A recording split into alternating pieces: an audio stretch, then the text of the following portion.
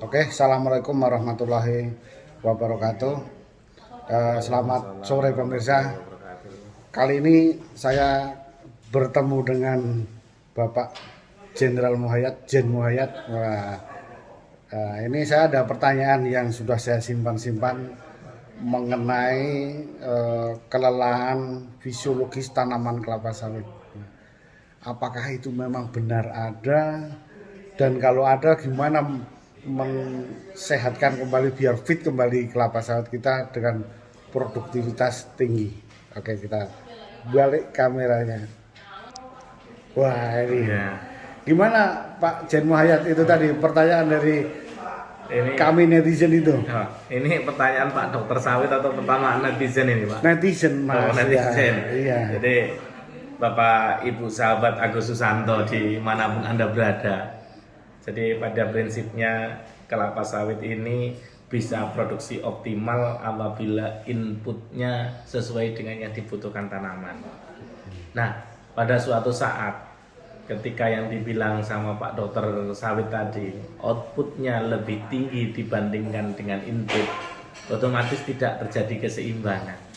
Nah, itulah selanjutnya kalau disampaikan orang biasa bilang di tanaman itu ada kelelahan produksi. Kelelahan produksi kelapa sawit sepertinya kok berhenti produksinya Pak. Terus turun gitu ya. Ada yang berhenti ini kategorinya dua Pak. Dari setiap pelepah tidak muncul bunga sama sekali, dan ada muncul bunga pun bunganya bunga jantan. Iya, sehingga produktivitas bulan berjalan itu lebih rendah dibandingkan dengan periode yang tahun lalu Pak Agus. Ya Pak Jen, ini gini. Yang dinamakan kelelahan itu harus ada, misalnya produktivitasnya 30 ton TBS per hektar per tahun terus menerus, ataupun 24 sudah lemes atau gimana itu? Jadi gini Pak, jadi tanaman kelapa sawit ini per individu kan kalau dibilang kategori bagus itu produksinya per 200 kg per pohon Pak. Nah pada satu pohon tertentu itu bisa menghasilkan sampai 280 sampai 300 kg Pak. Itu ya. Misalkan kalau yang normal itu 12 tandan dengan BCR 20, berarti kan 240 Pak. Namun ketemu yang tandanya bisa 16, BCR-nya 20 atau BCR-nya lebih, otomatis input rata-ratanya Pak itu bisa berbeda. Karena yang dihitung kan rata-rata blok, misalkan rata-rata blok 24 ton dosisnya, kemudian nggak tahunya realnya ada yang berhasil 300 kan gitu. Nah ini yang menjadikan pembeda. Dan penyebabnya itu kan ada 4 hal Pak, stressing itu bukan hanya hara tadi inputnya nggak sama, tetapi ketersediaan air juga Pak. Ini tanpa disadari kadang-kadang. Nggak taunya kebutuhan air per hari itu harus 4 mm, nggak taunya ada dry spell selama 20 hari, itu nggak disadari. Yang kedua, jumlah pelepah Pak, jumlah tersedia di pohon harusnya 40 sampai 48, nggak taunya ada overpruning sampai 32 Pak. Ini juga yang tanpa disadari. Ketiga adalah panjang penyinaran Pak. Biasanya pengennya semuanya tanamannya padat Pak di areal berbukit, nggak tahunya itu saling overlapping, akhirnya kurang sinar matahari, malah justru produksinya rendah kan seperti itu. Nah ini juga yang terakhir adalah pemupukan. Nah pemupukan ini ada 3 indikator utama Pak. Selain juga mengganti kebutuhan hara tapi tetap menjaga kesuburannya. Yang pertama adalah C organik tanah, bagaimana menjaga di atas 2%. Yang kedua KTK, bagaimana kita bisa nilainya di atas 13. Dan yang satu lagi Pak, pH bagaimana kita di atas 5 Pak.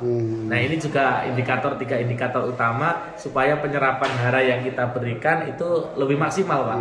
Kalau pH-nya di bawah 5 Pak, kita berikan pupuk, itu efisiensi serapannya justru lebih rendah Pak gitu. Seperti itu Pak salah satunya. Itu berarti kan nanti kalau dilakukan itu semua, tanamannya yang sudah lelah tadi sehat lagi ya? Jadi itu istilahnya Pak, kayak tabulapot Pak. Tanaman yang di tabulapot yang dicukupin haranya sepanjang waktu juga nggak ada tracknya kan Pak. Betul. Tapi kalau ini dikondisikan, kalau kita juga bisa mengkondisikan per individu kebutuhannya apa, pasti kondisi tracknya nggak sedalam ini tahun ini seperti itu Pak. Oke Pak Imo, terima kasih atas penjelasannya yang jelas. Jangan sampai ada para netizen kebun sawitnya terlalu lelah. Kalau lelah ya disehatkan kembali. Iya Pak Agus, ya enggak cuma punya netizen aja yang lelah, punya Pak Agus sama punya saya pun juga lelah. Karena memang pada kondisi kemarau tidak mungkin memaksakan memupuk Pak Agus. Karena kalau dipupuk pun juga nggak diserap. Nah, kondisi inilah yang saat ini mohon para netizen lakukan pemberian bahan organik dan berikan pupuk sesuai dengan tabel yang disarankan dari Pusat Penelitian Kelapa Sawit Pak Agus. Oke, terima kasih ya Pak Januari. Oke, sami-sami Pak Agus. Assalamualaikum warahmatullahi wabarakatuh. Waalaikumsalam warahmatullahi wabarakatuh.